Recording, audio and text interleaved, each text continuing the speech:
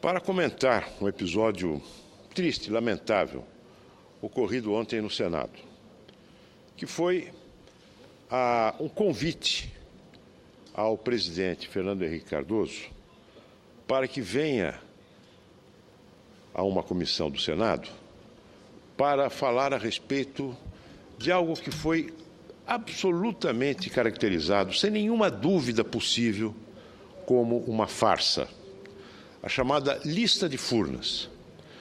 Trata-se de um documento que, produzido em oficinas criminosas, oficinas que operam recorrentemente sob o comando do PT, com o objetivo de atacar a reputação dos seus adversários, em que constava uma série de nomes de políticos que teriam recebido contribuição ilegal de uma empresa estatal, no caso Furnas. Vários políticos de vários partidos. Essa lista, submetida à perícia, verificou-se fraudulenta. As assinaturas que ali tinham sido colocadas no documento exibido à imprensa eram fraudulentas, eram falsas. Houve um inquérito, houve uma investigação que concluiu pela falsidade do documento. E, no entanto, este documento foi trazido ao debate de uma comissão do Congresso, uma comissão mista, como pretexto para se convidar o presidente Fernando Henrique para falar a respeito disso, a respeito de uma fraude, de uma falsificação. Quem promoveu este assinte foi o líder do PT na Câmara, o deputado Gilmar Tato. E ele declarou, depois da sessão, numa linguagem que seria mais própria de gangues de rua do que do Senado, que agora, cito quase que textualmente o deputado, agora é guerra, se querem guerra, terão guerra. Ele se referia a uma iniciativa da oposição de pedir esclarecimentos, de pedir uma investigação ao Ministério Público Federal a respeito de declarações prestadas no Ministério Público Federal pelo senhor Marcos Valério. Declarações produzidas na presença de procuradores da República, diante dos quais o senhor Marcos Valério se apresentou acompanhado de seu advogado.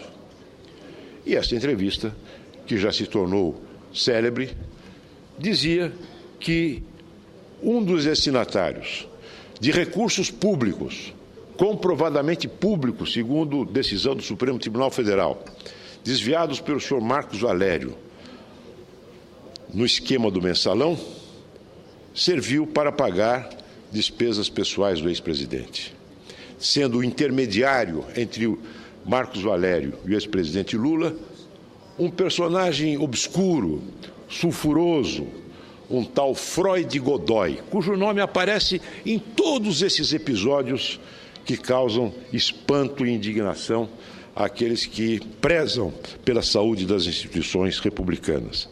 Ele está presente em tudo, está presente no caso dos aeroprados, está presente na roubalheira da cooperativa dos bancários de São Paulo, está presente em tudo. E agora apareceu presente, o seu nome aparece mencionado neste depoimento. Nada mais correto, por parte daqueles que prezam a limpeza na vida pública, pedir que essa denúncia seja ou arquivada ou então levada adiante. Nós entendemos que ela deve ser levada adiante, deve ser investigada. E não é o entendimento da oposição apenas, é o entendimento do presidente do Supremo Tribunal Federal, o ministro Joaquim Barbosa, aliás, indicado para o Supremo pelo presidente Luiz Inácio Lula da Silva. Em represália a essa iniciativa da oposição, o senhor Gilmar Tato exuma mais um documento falso, mais um dossiê apócrifo, mais um desses instrumentos que o PT se utiliza recorrentemente para a luta eleitoral. Diz, agora é guerra.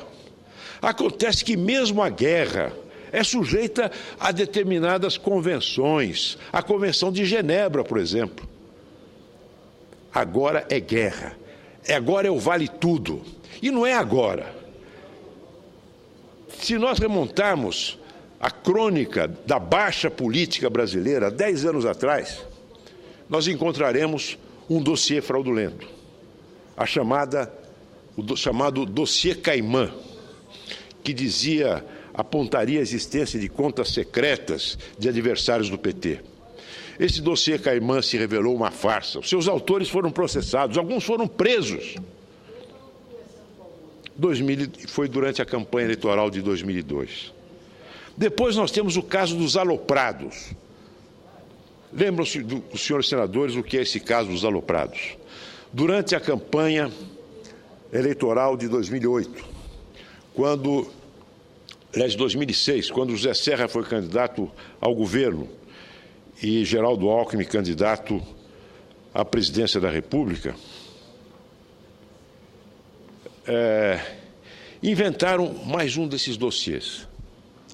O dossiê que dizia que foi produzido, melhor dizendo, refrescando a minha memória, porque são tantos os episódios de fraudes, mas foi exatamente na campanha em que Serra foi candidato ao governador e contra Luiz de Mercadante, e Geraldo Alckmin candidato à presidência da República contra Lula.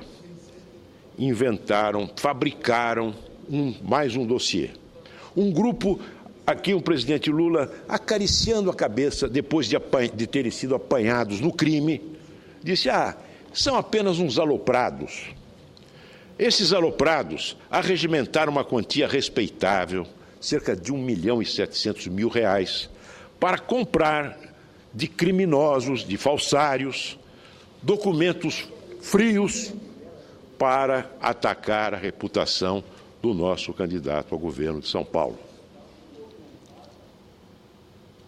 O caso dos aloprados. Um dos fabricantes desse dossiê é o mesmo Freud Godoy, que aparece agora no depoimento de Marcos Valério, que já havia aparecido na CPI dos Correios. O dossiê dos aloprados. Não se sabe, senhora presidente, o que aconteceu com esses aloprados. O que se sabe, do ponto de vista judiciário, o que se sabe é que continuam gozando da intimidade dos altos círculos de comando do PT, se não do governo do PT. O dinheiro sujo, arrecadado não se sabe como, para fabricar esse dossiê, para pagar os bandidos que o fizeram, também, até hoje, permanece com a sua origem desconhecida. Então, senhora presidente, agora vem mais um episódio na campanha de 2010. Havia aqui em Brasília uma tal mansão do Lago Sul, onde se reunia o chamado Comitê de Inteligência da campanha da presidente Dilma. Neste ambiente foram produzidos materiais, foram tramadas quebras ilegais de sigilo bancário de dirigentes do PSDB. Cito o ex-ministro e atual vice-presidente do partido, Eduardo Jorge Caldas. Acesso a contas bancárias e fabricação de documentos falsos para atingir a reputação da filha e do genro de um candidato à presidência da República. Na mansão do Lago Sul, onde funcionava esse comitê de inteligência. Devia se chamar comitê de burrice, porque foi tão mal feito que a fraude foi descoberta imediatamente. Isso gerou uma balbúrdia no comando da campanha da presidente Dilma, inclusive redundando no afastamento do coordenador da tal mansão do Lago Sul, diante da controvérsia imensa que o fato provocou, o afastamento do responsável por esta casa, que é o atual ministro Pimentel. Então, o que eu estou dizendo aqui é um modus operandi tradicional de quem vê a política como uma guerra de extermínio, uma guerra que não está sujeita a leis, uma guerra que não está sujeita nem sequer à Convenção de Genebra. É a forma como o PT faz política. É por isso que existe dentro desse partido um componente de desrespeito, um componente de escárnio às regras institucionais do país, que faz com que eu me inquiete diante da perspectiva da perpetuação desse grupo no poder.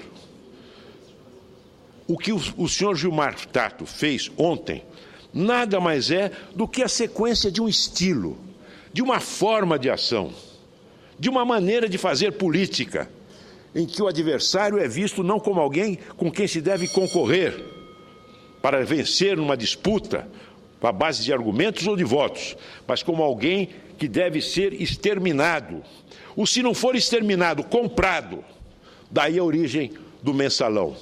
A origem do mensalão é essa, é o desprezo pelas instituições, é o desprezo pelas regras da política, pelas regras republicanas, que leva um líder de bancada, que será logo mais secretário na administração de São Paulo, a promover aquilo que promoveu ontem, em uma comissão do Senado. Por isso, senhora presidente, eu não podia hoje deixar, tendo ainda outros assuntos que dizem respeito à administração e à vida e às questões legislativas das quais nós estamos nos ocupando hoje no Senado, eu não poderia, na abertura dessa sessão, deixar de expressar minha mais profunda indignação contra a utilização de um instrumento do Senado, do Congresso da República, para promover uma guerra suja e sem quartel contra um ex-presidente da República a quem o Brasil deve ter.